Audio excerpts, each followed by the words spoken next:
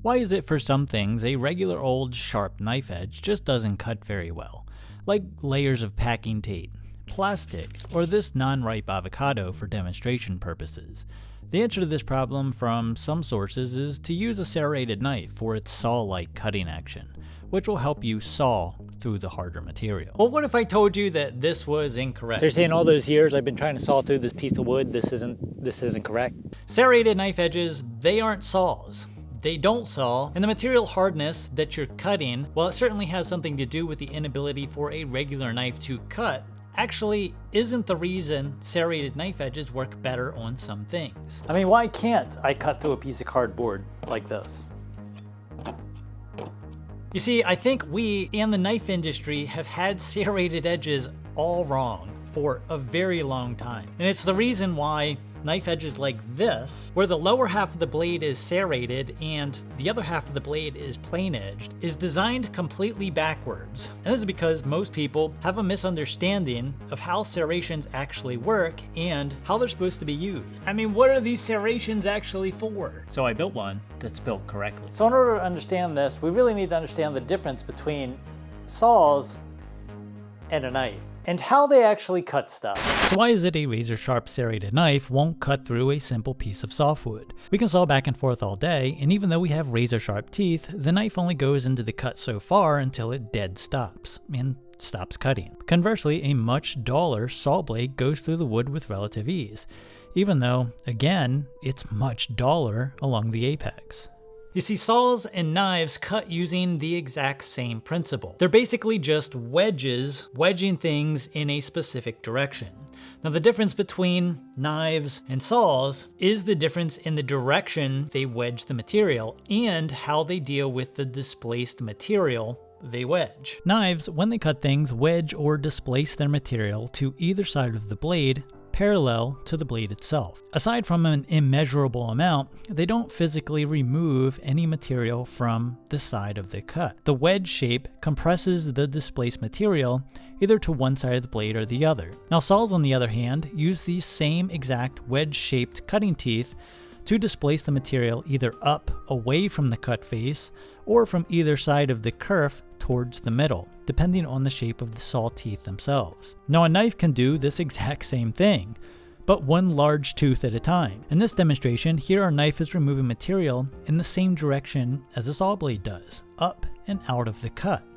But again, only one large tooth is working at a time. A saw uses dozens of these to do the exact same job on a much smaller scale. So why don't large serrations on a knife work in the same manner?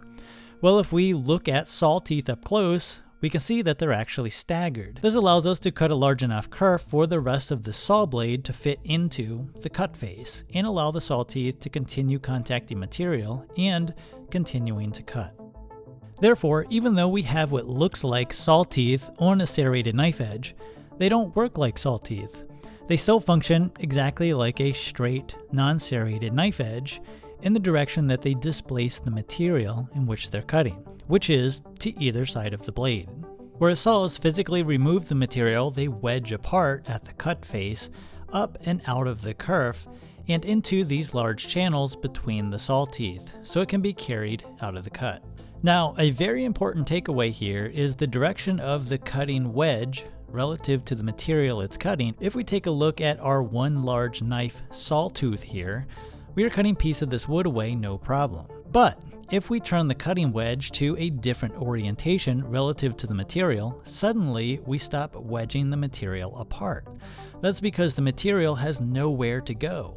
Rather than wedge the material away from the surface, we wedge the material into itself. You see, saw teeth and knife edges have to be oriented in a very specific direction to the material we're cutting, in order to wedge in the direction the material can either be compressed or removed. So how does this apply to serrated knives and designs like this? And why does this matter to you? It matters to you because in order to understand why you may need a serrated knife, you have to understand how they work. So the materials science and cut science gets kind of complicated here.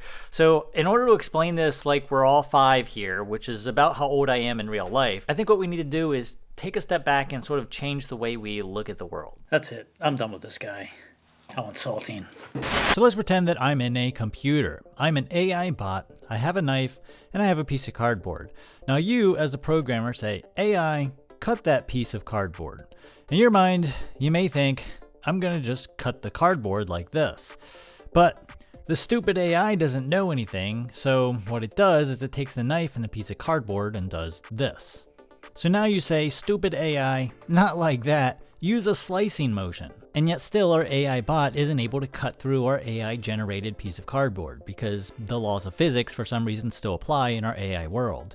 Now finally we get frustrated and we tell our AI bot to turn the cardboard on edge and cut through the piece of cardboard along its thinnest dimension. And voila! We're finally able to make our cut. As it turns out, the direction you cut whatever material you're cutting matters tremendously. Now the problem here is that what if we can't always rotate the material to the correct orientation? What if the material is flat on a workbench, or the material is a different shape? We can't always easily rotate the material or the knife to the correct orientation to cut optimally. See, for some things, to get optimal cutting orientation, we would have to rotate the knife all the way up, tip down super awkwardly, and it's just not practical or really that safe. So how do we cut these things better? Well, that's exactly what a serrated knife does. All of these little teeth along our serrated blade are just pre-rotated knife wedges, so that when we run into a material in real life that can't easily be rotated to the correct cutting orientation, we don't have to awkwardly tilt our knife to the ceiling and make a bunch of tiny little wedging passes. All of these little knife tip wedges are built into our serrated knife. So I wanted to demonstrate this in ridiculous scale for those Reddit posters who have a hard time visualizing stuff. You know who you are. So I built one of the worst knives that I've ever made. I attached a bunch of razor blades together on a piece of wood and tried to cut a flat piece of cardboard. And guess what? It didn't cut. So I reattached them and angled them to resemble the angled cutting wedges on our serrated blade. And guess what? It actually worked. Now aside from my serrations almost falling out, you can see on this large scale how the angled wedges are now in the correct orientation to cut through this cardboard tube, where a regular knife still won't work well.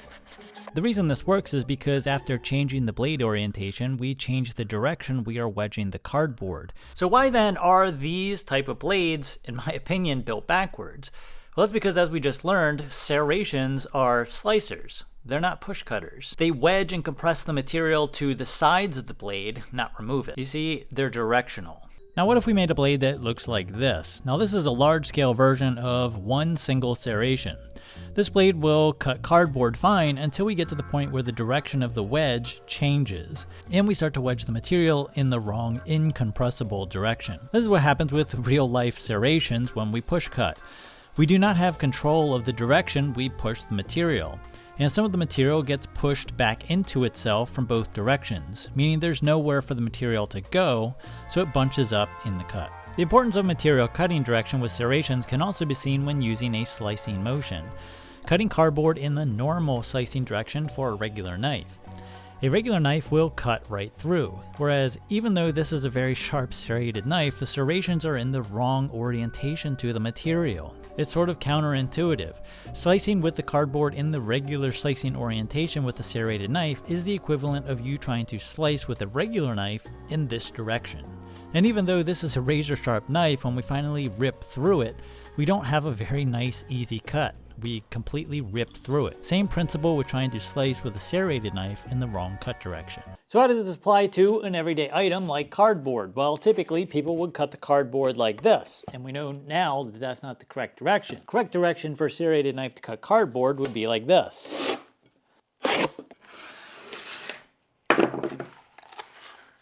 Now we have a smooth cut, but when we're using a more traditional half serrated blade where the serrations are on the back half of the blade, it makes them very hard to access for slicing tasks where the serrations actually should be used. So I made a test blade where the serrations were on the front portion of the blade rather than on the back portion, using the KME taper files to sharpen the serrations.